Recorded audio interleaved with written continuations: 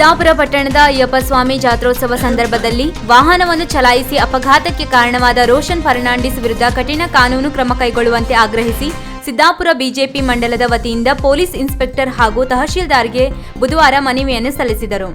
ಪಟ್ಟಣದ ಶ್ರೀ ಅಯ್ಯಪ್ಪ ಸ್ವಾಮಿ ದೇವರ ಜಾತ್ರೆಯಲ್ಲಿ ಭಕ್ತರ ಮೇಲೆ ಕಾರು ಹರಿದು ಓರ್ವ ಯುವತಿ ಮೃತಪಟ್ಟು 9 ಜನರಿಗೆ ಗಾಯವಾದ ಘಟನೆ ಮಂಗಳವಾರ ರಾತ್ರಿ ನಡೆದಿತ್ತು. ಅಪಘಾತದಲ್ಲಿ ಸಿದ್ದಾಪುರ ತಾಲೂಕಿನ ಕಲ್ಕೊಪ್ಪದ ದೀಪಾರಾಮಗೊಂಡ ಮೃತಪಟ್ಟಿದ್ದಳು. ಅತಿ ವೇಗ ಹಾಗೂ ನಿರ್ಲಕ್ಷ್ಯತನದಿಂದ ಕಾರು ಚಲಾಯಿಸಿದ ರವೀಂದ್ರ ನಗರದ ಕಾರು ಚಾಲಕ ರೋಷನ್ ಫರ್ನಾಂಡಿಸ್ ಎಂಬಾತನನ್ನು ಬಂಧಿಸಲಾಗಿತ್ತು. ಪ್ರಕರಣಕ್ಕೆ ಸಂಬಂಧಪಟ್ಟಂತೆ ತಾಲೂಕು ಬಿಜೆಪಿ ಮುಖಂಡರು ಈ ಬಗ್ಗೆ ಸೂಕ್ತ ತನಿಖೆ ನಡೆಸಿ ಕಾನೂನು ಕ್ರಮ ಕೈಗೊಳ್ಳುವಂತೆ ಆಗ್ರಹಿಸಿದ್ದಾರೆ.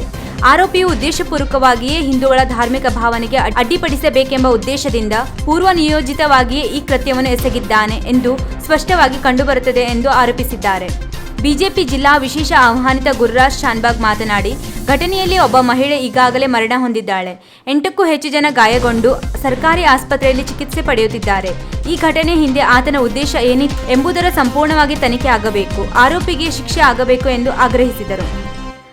ಈ ಸಂದರ್ಭದಲ್ಲಿ ಬಿಜೆಪಿ ಎಸ್ಪಿ ಮೋರ್ಚಾ ಜಿಲ್ಲಾಧ್ಯಕ್ಷ ನಂದನ್ ಬೋರ್ಕರ್, ಪ್ರಮುಖರಾದ ಅಣ್ಣಪ್ಪ ನಾಯ್ಕ್, ದಯಾನಂದ್ ನಾಯ್ಕ್, ಮಾರುತಿ ಬಾಲಿಕೊಪ್ಪ ಸೇರಿದಂತೆ ಪಕ್ಷದ ಕಾರ್ಯಕರ್ತರು, ಸಂಘಟನೆಗಳ ಪ್ರಮುಖರು ಹಾಜರಿದ್ದರು. ಇಲ್ಲಿ ಏನು ಅಯ್ಯಪ್ಪ ಸ್ವಾಮಿ ಜಾತ್ರೆಗೇನು ತಯಾರಿ ನಡೆಸ್ತಾ ಇದ್ರು, ಆ ಸಂದರ್ಭದಲ್ಲಿ ಭಾಳ ಕಿರಿಕಿರಿ ಮಾಡ್ಕೊಳ್ತಾ ಓಡಾಡ್ತಾ ಇದ್ದ ಅನ್ನುವಂಥ ಮಾಹಿತಿ ಮಾತ್ರ ಭಾಳಷ್ಟು ಜನ ನಮ್ಗೆ ಹೇಳಿದ್ದಾರೆ. ಬೆಳೆಸುವಂಥ ಕೆಲಸವನ್ನು ಮಾಡಿದ್ದಾರೆ ಅನ್ನುವಂಥದ್ದು ಸ್ಪಷ್ಟ ಆಗ್ತಾ ಇದೆ.